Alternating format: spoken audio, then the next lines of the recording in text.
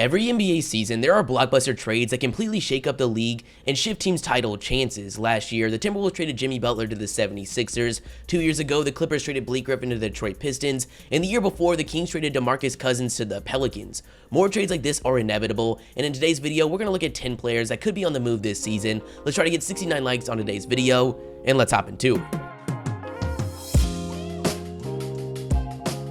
Okay guys, we're going to start with the Oklahoma City trio of Chris Paul, Steven Adams, and Danilo Gallinari. A rebuild wasn't a part of the plan for Oklahoma City going into this offseason, but after practically being forced into trading Paul George, who was sent to the Los Angeles Clippers, they jumped into a rebuild mode.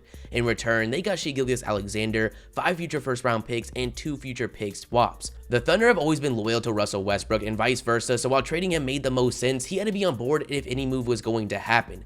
They both agreed it was best, and eventually the Thunder got a deal done with the Houston Rockets, which paired up former teammates in Westbrook and Harden, and in return, the Thunder received Chris Paul, 2 future first-round picks, and 2 future pick swaps. So the Thunder went from having 2 of the top NBA players in the league on their books to being a team people are talking about landing a top pick in the 2020 draft. The Thunder are in a weird position right now as they have some solid players such as Steven Adams, Danilo Gallinari, and Chris Paul that are going to lead to wins this season, holding back their chances in the 2020 draft. Now, I don't think the Thunder see a future with these players. The only reason Danilo Gallinari and Chris Paul are even on the roster is because they were needed for salaries to match up in these trades.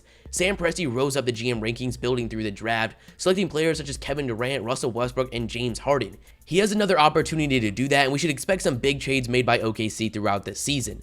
Chris Paul is probably the toughest to trade due to his massive contract that's going to pay him over $40 million a year over the next 2 seasons, which is quite a bit for someone that is 34 years old, getting just 16 points and 5 assists a game, but there's still a market out there for him, and it's not going to take much. Mark Medina of USA Today reported that the Thunder would love to move Paul before the deadline so they can hoard even more young talent and draft picks. Now for some potential landing spots, apparently Paul would love to go to Milwaukee and team up with Giannis. This was reported on the Woj podcast by Ryan Russillo of The Ringer, and it makes sense. He's approaching the tail end of his career, and who wouldn't want to team up with the reigning MVP? But this one does seem pretty unrealistic. Now for some other rumored ones, you've got the Miami Heat, which is interesting with the success they're having to start the year, and they've got some big contracts to get it done. The Dallas Mavericks, with the level Luka's playing at, the Mavericks are out of rebuild mode, and Paul could solidify their spot in the playoffs. You've got the Minnesota Timberwolves, who are looking good to start the year with Cat playing at an MVP level, and they've got a big contract in Wiggins to make this a realistic possibility. Danilo Gallinari might be the easiest player to trade, as he only has 1 year remaining on his deal and can bring a lot of value to teams on the edge of competing for the title.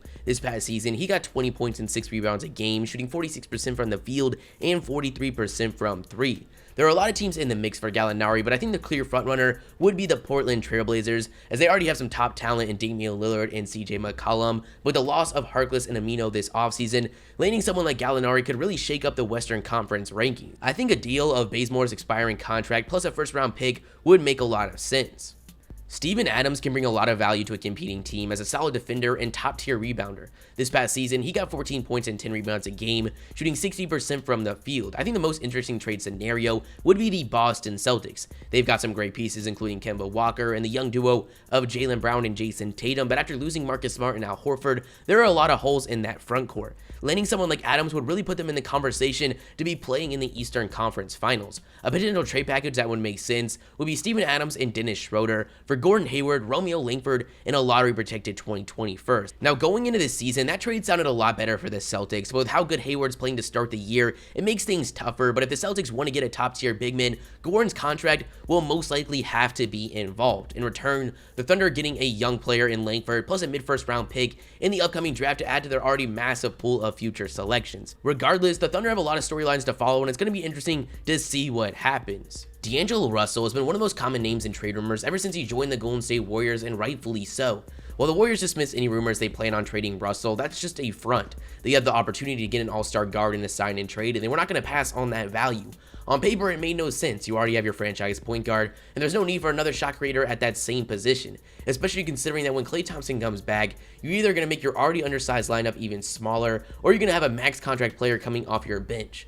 Last season, Russell broke out, getting 21 points and 7 assists a game, shooting 43% from the field and 37% from 3. The Warriors can trade Russell after December 15th, and I'd be highly surprised if he's still on this team by the end of the season. With the positional needs across this roster and the decent price tag, teams are going to be willing to pay. Now, for some potential landing spots, I don't think there's too many teams that need a player like DAngelo Russell, but there are some that jump off the paper, beginning with the Minnesota Timberwolves. As reported by ESPN's Brian Windhorst, league executives believe Russell's value is in the ballpark of a quality role player plus a first-round selection.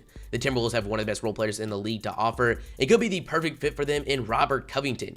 Covington has one of the most valuable skill sets in the league, and that's 3-and-D.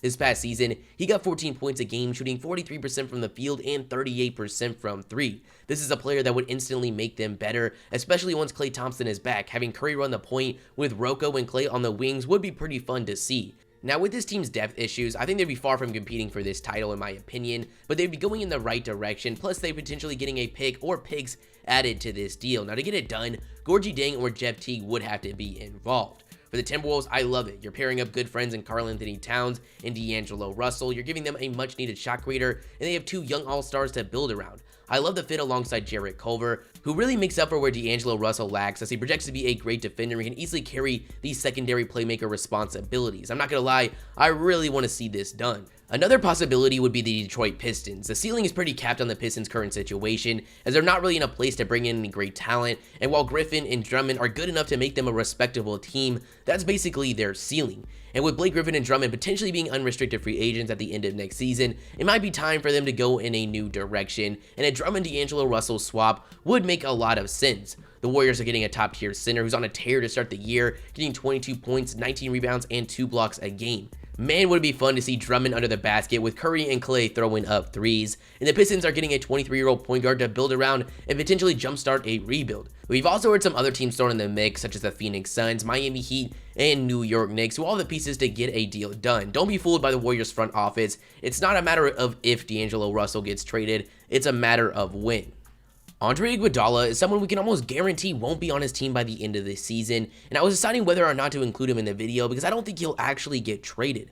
The Grizzlies would love to do that, but it's going to be hard to find a team willing to give up anything for Iguodala in his contract, so the Grizzlies will most likely work out a buyout agreement over the next couple months. Once this happens, teams can sign the 35-year-old on a respectable contract. Iggy can bring a lot of value. It might not show up in the box scores, but he's going to bring the intangibles such as defense and rises up to the occasion. It seems pretty clear that Iguodala would sign with the Los Angeles Lakers. That seems to be the consensus from NBA executives, and it makes sense. At this point in his career, he wants to be competing for another title.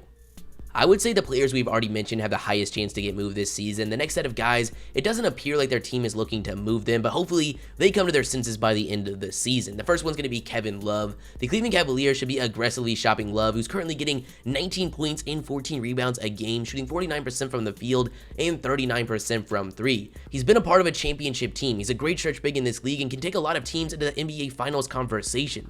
The Cavaliers general manager Kobe Altman said they have no interest at all in trading Love. Even Kevin said, "I do want to be here, I always have, if they decide to go completely young," and that could be the case, but it's funny, my agent didn't call me one time this summer to say, "You're getting traded." But let's be honest, if the Cavs have another season at the bottom of the NBA, which they probably will, and you have teams offering good value for Love, I don't see how he won't at the very least be shopped this season. It's hard to decide his current value, as he is 31 years old on contract for 3 more seasons at $30 million a year, but if he does get traded, some rumored landing spots include the Boston Celtics. Similar to why they have interest in Steven Adams, they need to bolster their front court, and if Love becomes available, I think they would jump on it. If the Blazers want to let go of picks, they have a big contract in Whiteside to get something done. It would instantly form one of the top big threes in the league. There's obviously other teams in the conversation, such as the Heat, Timberwolves, and Warriors, but if Love is getting moved, I think the Blazers and Celtics would make the biggest push. If the Pistons decide to go young, like we talked about previously, with only 1 year left on his contract, moving Griffin would make a lot of sense, and there should be a fair amount of suitors. I don't really see it happening, but the Spurs aren't really in a position to compete in the West right now, and with LaMarcus Aldridge getting up in age, it might be time to move him with only 1 year left on his deal and see if they can get any value from him while they can. Lastly, we have some young players that don't have a very big role and can provide a lot more value to other teams. We're going to start with Mo Bamba, and this one is pretty clear. He was the Magic's top pick last season, but hasn't had nearly the role we thought he would. They decided to commit long-term to Vucevic and try and compete in the Eastern Conference. Because of this, they don't really have time to commit to the development of Bamba, and I'm sure if he came available, there would be a lot of league-wide interest.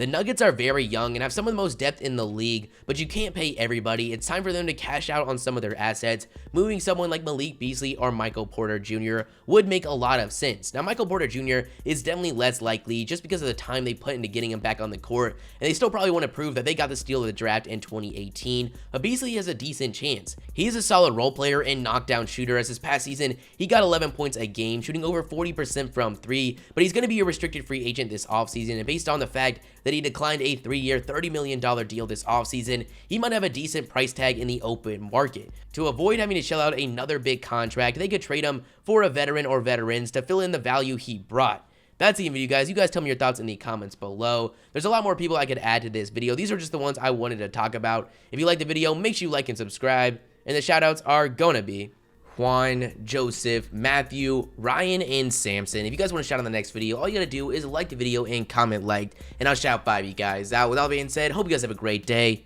and peace.